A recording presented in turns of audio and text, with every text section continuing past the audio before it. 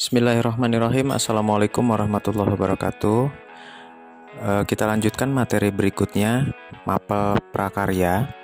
Hari ini saya akan membahas mengenai sistem konsinyasi yang mencakup mengenai pengertian, keuntungan, dan kerugian dalam usaha.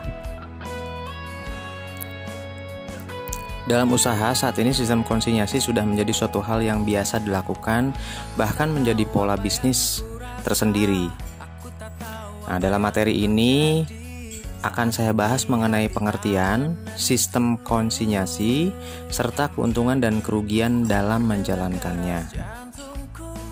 Apa sih itu sistem konsinyasi? Sistem konsinyasi adalah suatu bentuk kerjasama penjualan antara pemilik barang, disebut sebagai konsinyor, dengan penyalur atau pemilik toko, disebut sebagai konsinyi, dalam menjual produk konsinyor.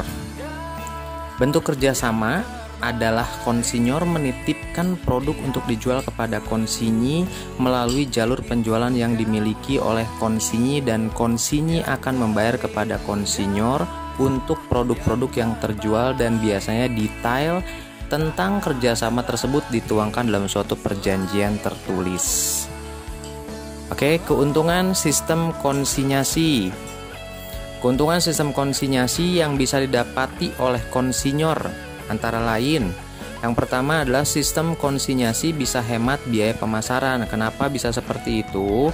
Konsinyor tidak perlu mengeluarkan biaya pemasaran karena pemasaran dilakukan oleh konsinyi yang sudah mempunyai pengalaman yang efektif dalam memasarkan produk, sehingga biaya tersebut bisa dialokasikan ke biaya produksi. Yang kedua, keuntungannya adalah hemat biaya pelayanan. Karena penjualan dilakukan oleh konsinyi, maka konsinyor tidak perlu mengeluarkan biaya pelayanan sebab tidak perlu menambah karyawan yang berhubungan dengan penjualan tersebut. Yang ketiga, keuntungannya adalah bisa lebih fokus dalam meningkatkan kualitas produk. Maksudnya adalah konsinyor bisa lebih fokus untuk meningkatkan kualitas produk atau untuk riset dan pengembangan produk-produk baru serta mengoptimalkan sistem produksi.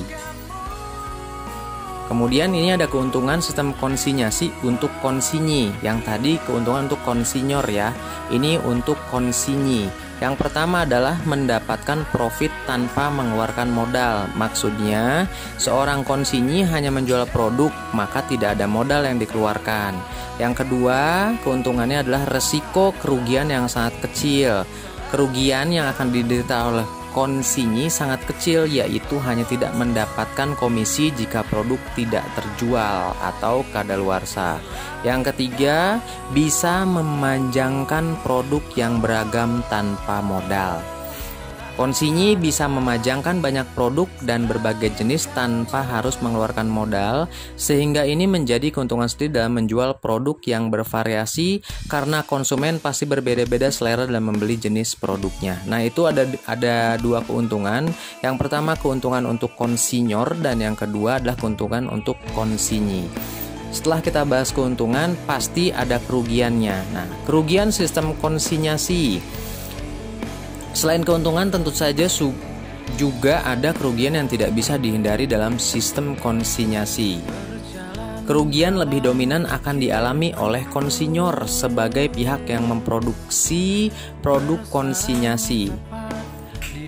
Kerugian yang bisa dialami oleh konsinyor, yang pertama adalah risiko kerugian, modal produk, dan biaya produksi.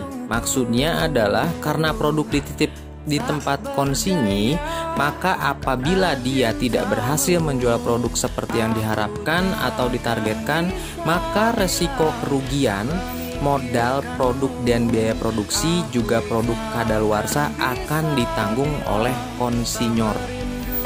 Yang kedua, kerugiannya adalah strategi pemasaran yang tidak tepat. Maksudnya adalah strategi pemasaran ditentukan oleh konsinyi yang meliputi promosi, cara penjualan, dan lain-lain, dan konsinyor tidak terlibat dalam hal tersebut, sehingga apabila konsinyi salah dalam melakukan strategi pemasaran, maka resiko-resiko kuantiti produk tidak terjual ditanggung oleh konsinyor.